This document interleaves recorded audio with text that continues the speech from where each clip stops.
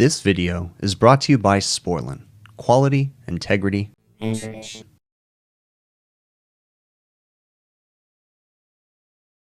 Well, it's about 7 p.m. on New Year's Eve 2022. Got a walk-in working, and it's warm in here. It's like 30 degrees, so fans are not running, breakers are on, so let's hop onto the roof and see what we can find. All right, walk-in freezer condenser right here. What is going on here? Nothing's running. It does have a manual reset on the pressure control. Well, let's pull the cover off. All right, we come over here and we've got a green LED light on the defrost clock. Defrost clock has the right time. So why is it not turning on if the defrost clock should be telling it to turn on? I'm gonna go ahead and put service gauges on this guy and see if we have refrigerant pressures in it. All right, I'm trying to beat the rain, because it's currently raining outside, everything's wet. Put gauges on it, and suction pressure. We have 117 PSI on the high side. So let's open this up and look at that pressure control, check power across it and see if it's open. All right, pressure control is definitely open. So why do we have low pressure? The thermostat should be calling, or the defrost clock is not sending power downstairs. So let's go over and look at this defrost clock. All right, on the defrost clock from 1 to N, we have 208 volts.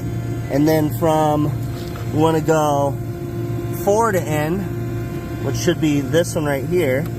4 to N, we have 211 volts.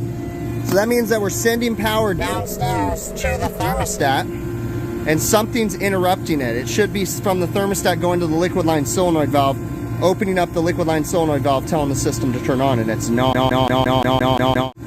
So we need to go down there and figure out what's going on. All right, I'm a little out of breath because I just had to clear a bunch of boxes off the shelf. I've got a slight burning smell in this area right here, so let's open this up and see what kind of surprises unlock for us here. I have a feeling something happened in here and went boom.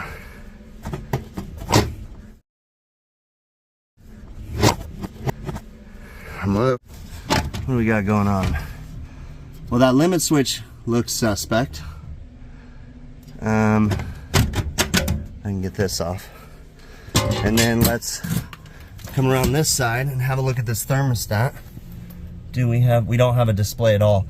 And we should have a display on that thermostat. So something's going on there. Let's get in here and start electrically troubleshooting. All right, if we look at the schematic, 4 powers one side of the thermostat, and N powers the other side of the thermostat.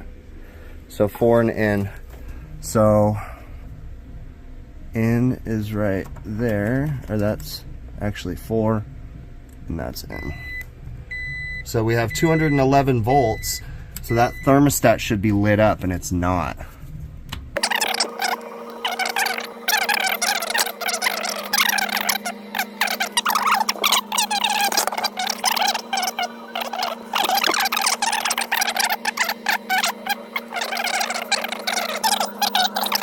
For this guy. Well, I wasn't about to deal with the whole digital control tonight, so I wired it to one side of the solenoid valve. So we should be able to turn it on. I'm still a little concerned though, because I don't know what that burning smell was. The controller is right here. There's definitely some water. So it's got to get cold enough for the fans to turn on. So we're going to give it a few minutes, wait for the fans to turn on. I'm going to start putting all the panels on, and then we'll jump back up on the roof. All right, it is moving air and it's cold. Temp a little bit, and I'm gonna go up top, look at the side glass. I got my gauges on it anyways. I don't like those controls, but you know, gotta do what you gotta do on New Year's Eve night to get them running, right? This equipment's in bad shape anyways. If I remember right, I'm pretty sure it has refrigerant leaks in it. And it's older equipment, so like I said, we'll come back and follow up. But let's head up top and see how everything's running up there. All right, well, we are running. The sight glass is clear. I love those Sporlan Sea-Alls, big giant guys. All right, thank goodness these guys can handle a little bit of water. All right. I'd say it's probably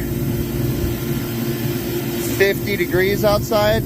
This is saying 63, but that's getting the air from the condenser. So let's see. I've got this little thermocouple right here. See if we can get this guy in the air. It's dropping down to 55, 53. Yeah.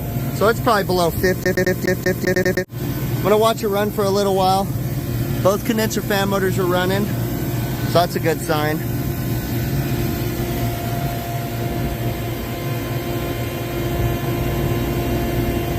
See, now it's coming up to 60, so I don't know what the heck's.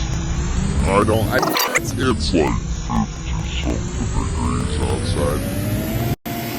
Anyways, all right, well, we're gonna take the gauges off, and then we'll head downstairs and watch the box drop down in temp, and this will be a to be continued for sure.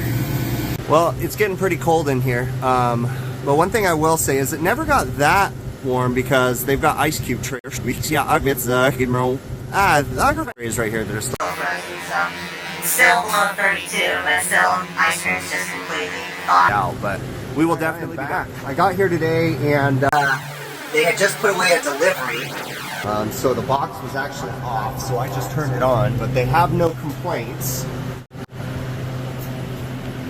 And they have ice cream right here that is it's been in there for a long time. It means it's been below -5. -5 for it to be firm. We keep the ice cream's good, so that's a really good sign. Let's just take a walk along the roof and see how everything is done. Coming up to the equipment, we've got a clear sight glass. Everything's running. Not seeing any issues here, so we're good to go. We're going to go ahead and bring to their attention that we should order a new defrost termination switch, but it'll run fine until they make that decision. And yeah, we're going to give them the keys and tell them to keep an eye on it. New Year's Eve. Gotta love that one, right? It's because I literally went on a call day before and it was just that was off. So once I got there, jumped on the roof, avoiding the rain as much as possible. I kind of got lucky on that front. Found wasn't working, obviously, and man, those things are installed in a horrible location.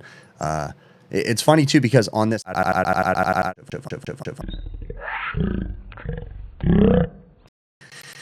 need a service call. If I'm in the building, I will walk into the walk-in freezer and walk-in cooler just to check on them, like because I'm just looking out for that.